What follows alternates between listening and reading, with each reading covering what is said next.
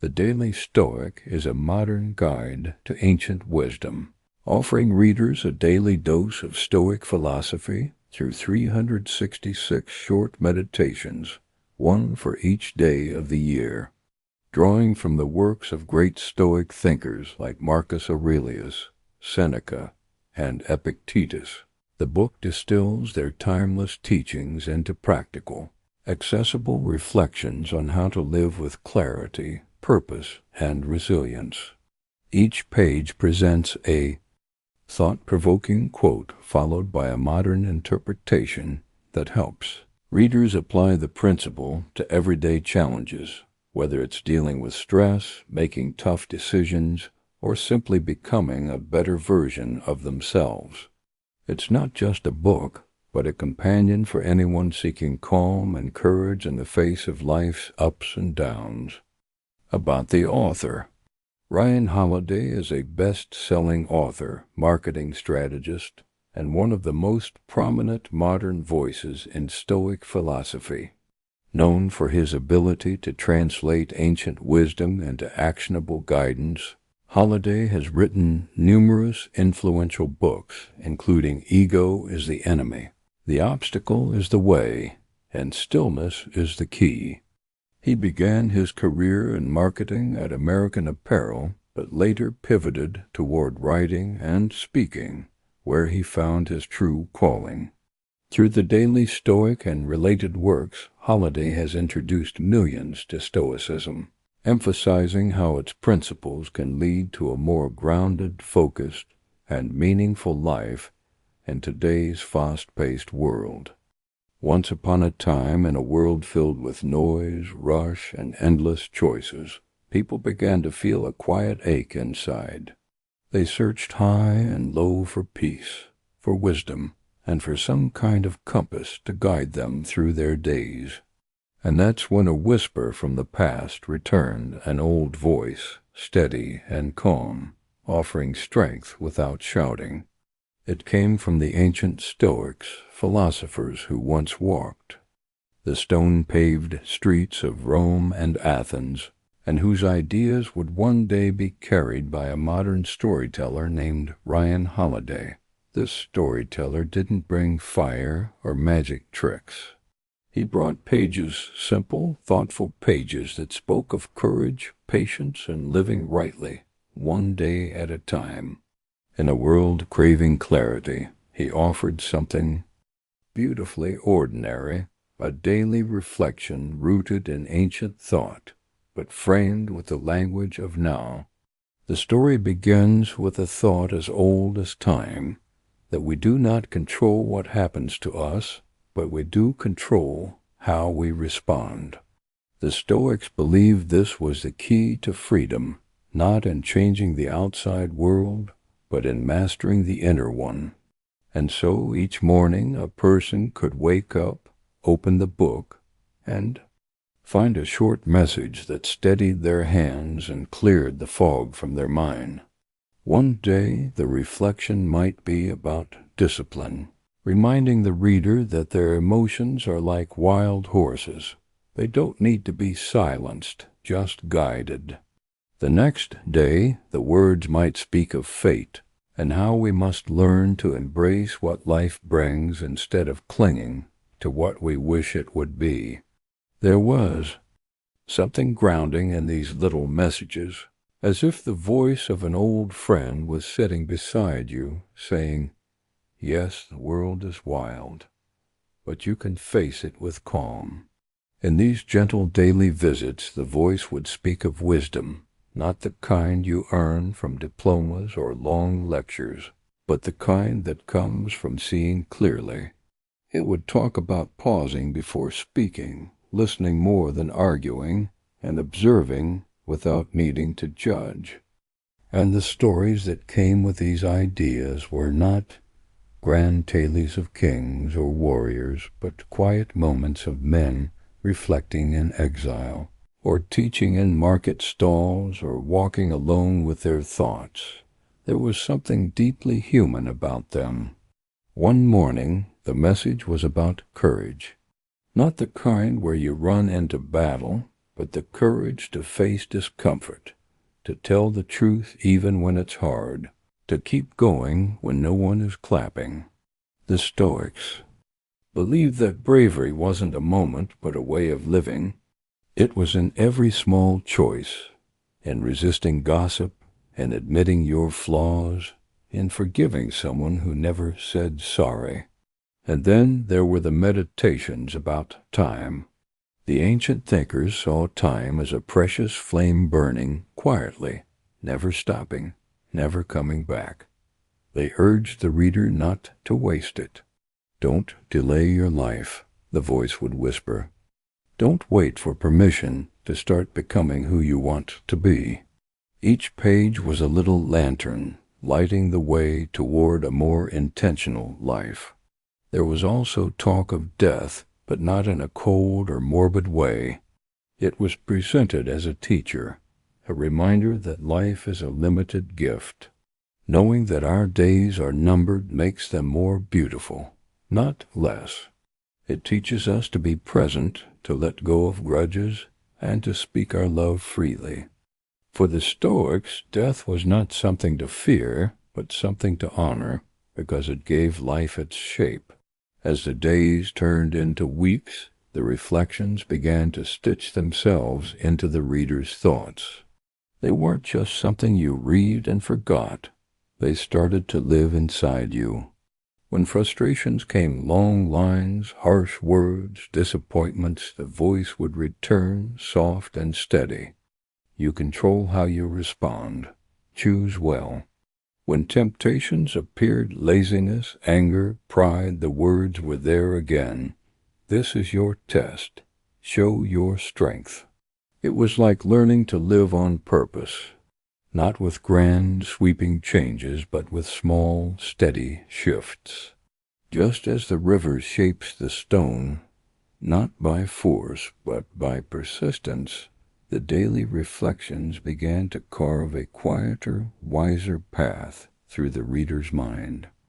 And in this path, new habits formed. A moment of silence before speaking, a breath before reacting, a choice to see opportunity where once there was only annoyance. The beauty of the book wasn't in its cleverness, but in its steadiness. Like a sunrise, it returned every day, not to impress, but to remind. To remind the reader that they could live by principle, that they could rise above their impulses, and that they didn't have to be swept away by the chaos around them. The Stoics had names: Marcus, Seneca, Epictetus, but they didn't ask to be worshipped. They simply shared what they had learned through hardship and reflection. And in Ryan Holiday's retelling, their words were made warm again, lit with modern light. It didn't matter if you were a student, a parent, a leader, or someone simply trying to stay afloat. These reflections spoke to everyone. And so the days went on. Some mornings were heavy, full of big questions. Other days were light, with reminders to laugh, to enjoy the breeze, to be kind for no reason at all. But every morning there was the same quiet rhythm. Open the book. Read the page. Let the words settle. Live the day. Eventually the reader began to change, not by force, but by nature, just like a tree bends slowly toward the sun. They found themselves leaning more toward peace, less reactive, more thoughtful, stronger, not in the way of shouting, but in the way of staying still. And with that, the first part of this journey through ancient wisdom closes its eyes for now. But the story isn't over. There are still many reflections to come, many lanterns to light. So rest, and when you're ready, we'll continue to walk the path together. As the journey through the days continued, the reader found themselves more in tune with life's rhythms. Each morning's reflection was like a drop of calm in the bucket of the day. Some mornings the message encouraged stillness, not the kind where nothing happens, but the kind where you are rooted like an old oak tree, unshaken by passing winds. In these quiet moments, the ancient voices reminded us that life does not demand constant movement. There is strength in pausing. There is wisdom in holding space before reacting. In this space, clarity arrives, and with clarity comes the power to act with intention rather than impulse. Some days the pages spoke of ego, the noisy voice inside that always wants to be right, to be recognized, to be praised. The Stoics saw ego not as a strength, but as a distraction. They believed that humility was the true sign of wisdom. Humility is what keeps the student learning, even when they're already skilled. It keeps the leader listening, even when they have the final say. And in the reflections, the reader was gently invited to let go of their need to always stand in the spotlight, and instead to focus on doing the work with grace. There were reflections about progress, too, not the kind measured in trophies, but the slow, personal kind. The Stoics believed that improvement was not flashy or loud. It was found in small acts of discipline, in quiet victories over the self. A person doesn't become virtuous overnight, but with every decision to do what's right, even when it's hard, they grow closer to who they were meant to be. And when setbacks came, the book did not offer empty comfort. Instead, it offered truth, that hardship is not a punishment, but a lesson.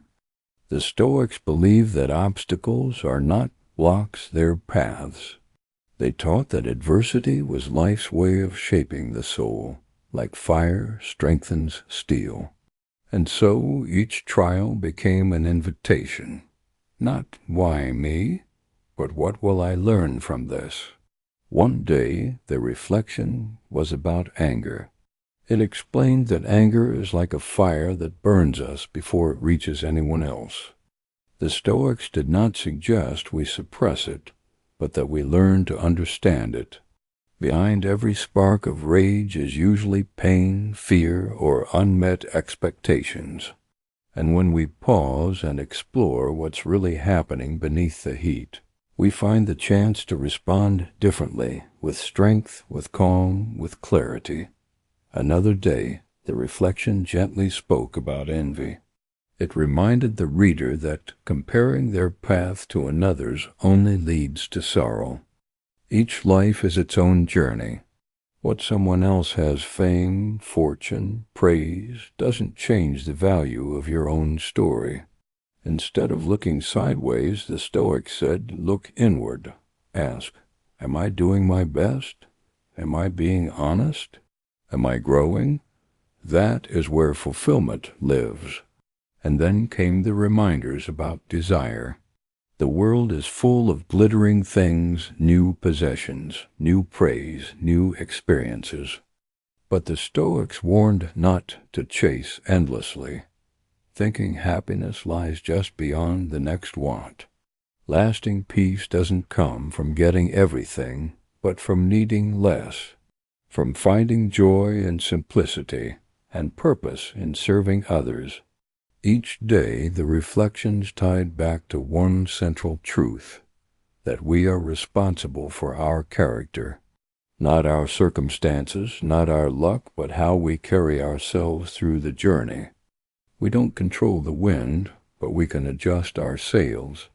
We don't control how others treat us, but we can choose whether we meet them with grace or with resentment. Over time, the reader began to notice how the Stoics framed everything as practice. Life wasn't about perfection. It was about showing up every day and doing the work. If you fail, you begin again. If you fall, you rise again. Every moment is a chance to practice patience, honesty, courage, and self-control. The book never claimed to have all the answers, but what it gave was something better, a mindset. a way of seeing the world not as something to be conquered, but something to walk through with integrity. It taught that life is not about chasing comfort, but about building strength, not about collecting praise, but about becoming someone who lives with quiet virtue. And always the message returned to the present moment. Now, the Stoics would say, now is all you have. They taught that we spend too much time regretting the past or fearing the future, but wisdom lives in now. Joy lives in now. Action lives in now. If you can meet this moment with clear eyes and an honest heart, then you are already living well. In the pages of the Daily Stoic, there was a gentle repetition, not because the ideas were shallow, but because they were deep. Like waves that smooth the shore, the words returned again and again, reminding the reader of what mattered most: to live with purpose, to act with reason, and to be a student of life for as long as they breathe. Even when things felt uncertain, the Stoics offered a quiet stability. You are enough, their voice would say. You have what you need inside you. Face this day with courage. Face it with love. And so, with another stretch of days behind them, the reader grew steadier, more grounded, not perfect, not fearless, but a little wiser, a little stronger, like someone walking along an ancient path, not alone, but with the company of old, steady voices at their side. Now the light fades again, and it's time to rest. The journey will continue in the next part, where more reflections will rise with the sun, and more truths will gently shape the soul. When you're ready, we'll walk on together. And so, as the seasons changed and the pages turned, the reader found themselves walking more softly through life, not because the world had gotten easier, but because their inner life had grown stronger. The voices from the past had taught them to live with open eyes, to meet each moment, not with resistance, but with readiness. Now came the reflections that touched the heart of service, of being a force for good in the lives of others.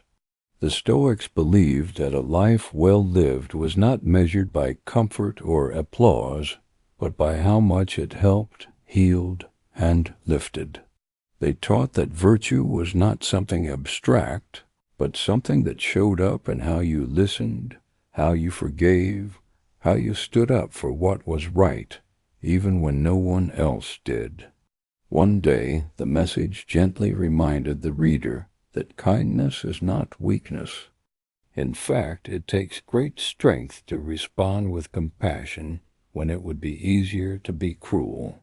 It takes strength to stay steady when others are panicking, to be honest when others are cutting corners, to remain generous in a world that sometimes forgets gratitude. These were the quiet forms of heroism the Stoics admired: courage without show, service without the need for thanks. As the year deepened, the reflections began to focus on the idea of letting go. Letting go of control, letting go of bitterness, letting go of the illusion that we can always bend life to our will. The Stoics reminded the reader that peace does not come from controlling everything. It comes from surrendering to what is, while still giving our best effort to what we can shape. They spoke of acceptance, not a lazy giving up, but a powerful acknowledgement of reality. We cannot choose the weather, but we can choose our attitude. We cannot stop aging or loss, but we can choose how we carry those changes. We cannot undo what has been done, but we can choose what we do next. There was great freedom in this wisdom, like loosening a heavy cloak and feeling the sun on your skin again. Another day, the message turned inward again, asking the reader to check their intentions. Why do you want what you want? It asked. Is it for ego? For show? Or is it in alignment with who you truly wish to become? The Stoics believed that self-reflection was the first step toward self-mastery. Without it, we move through life reacting blindly. With it, we begin to live with clarity. They invited the reader to measure themselves not by others' standards, but by their own principles. It didn't matter who was watching, or what the world thought. What mattered was living in harmony with one's values. If you acted justly, with courage, with discipline, and with wisdom, then you were already succeeding. You didn't need to win in the eyes of the world. You only needed to win in your own soul. There were also reflections on gratitude, simple but powerful. The Stoics taught that even in struggle there is something to be thankful for: the breath in your lungs, the lesson in your pain, the people who love you, the beauty in a morning sky. Gratitude, they said, was the antidote to despair. It reminded you that even in a life that isn't perfect, there is so much that is good. And the meditations never forgot the idea of impermanence. Everything changes, everything passes, and instead of fearing this truth, the Stoics saw it as sacred, because knowing that nothing lasts forever helps you cherish what you have. It helps you release what you've lost, and it helps you remember that today is not just another day. It's a miracle you won't get again. Some pages felt like poetry, others like gentle correction, but always the words led the reader back to the same still place. The present moment, the quiet strength within, and the reminder that a meaningful life is built not in bursts, but in daily choices. By now, the reader had grown into a companion of these ancient voices. The names Marcus, Seneca, Epictetus were no longer distant. They felt like wise friends, walking beside you through morning routines, long commutes, difficult conversations, and sleepless nights. Their lessons became habits, their questions became anchors, and their calm tone became a light in the noise of the world. There were days when the reader stumbled, when they gave in to anger, forgot to pause, or spoke before thinking. But even then, the book never judged. It simply returned each day with another chance to reflect, another chance to try again. That was the great mercy of this practice. It met you where you were. It didn't demand perfection. It only invited honesty, courage, and growth. And as the final pages approached, the reader could feel something shift. Not loudly, not dramatically, but something deep and real. They were more at peace with uncertainty, more able to sit with discomfort, more focused on what they could control, and more willing to release what they could not. They had become, in their own quiet way, a Stoic, not because they had memorized the names or mastered the texts, but because they had learned how to live with stillness in the storm, to stand tall without arrogance, to serve without needing praise, to suffer without losing heart, and to love this life not because it was perfect, but because it was real. And so the story closes where it began, with the person waking each day, opening a book, and letting old wisdom light a new path. The world outside is still loud and wild, but the world within is calm, grounded, and strong. For in the end, the Daily Stoic is not just a book of reflections.